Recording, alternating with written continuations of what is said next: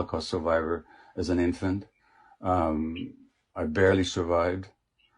My grandparents were killed in Auschwitz, and most of my extended family was killed. I became a Zionist. This dream of the Jewish people resurrected in their historical homeland, and the barbed wire of Auschwitz being replaced by the boundaries of a Jewish state with a powerful army.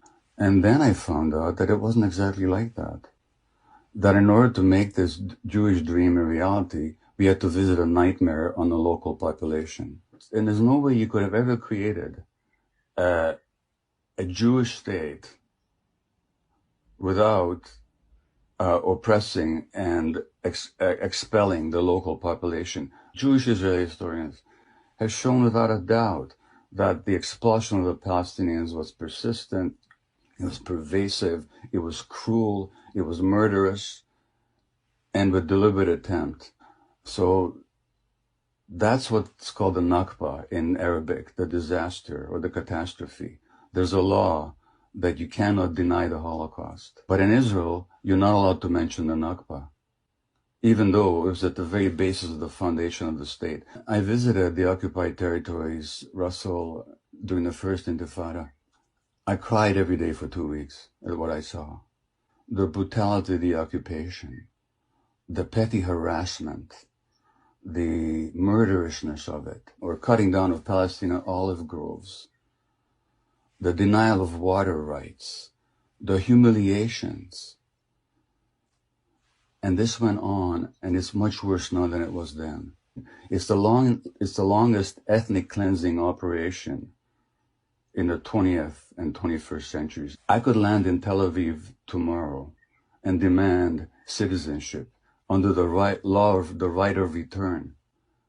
But my Palestinian friend in Vancouver, Hannah Kawas, who was born in Jerusalem, can't even visit. Now, if I have the right to return after 2,000 years, how come Hannah hasn't got the right to return after 70 years? So then you have these miserable people packed into this horrible, people call it the world's largest outdoor prison, which is what it is. You don't have to support Hamas policies to stand up for Palestinian rights. That's a complete falsity. If you take the worst thing you can say about Hamas, multiplied by 1,000 times, and it still will not meet the Israeli repression and killing and dispossession of Palestinians. Anybody who criticizes Israel is an anti-Semite, is simply an egregious attempt to intimidate good non-Jews who are willing to stand up for what is true. If you look at the Western press, when Hong Kong demonstrators throw stones at the police in Hong Kong, that's considered to be heroism. When in Myanmar, the demonstrators throw slingshots at the army, at the oppressive army, they're considered to be heroes in the Western press.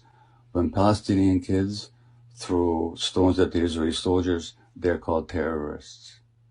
And Israel gets away with a lot more without much less criticism in the Western press than any other country. He runs a program for Palestinian children who spend time in Israeli jails.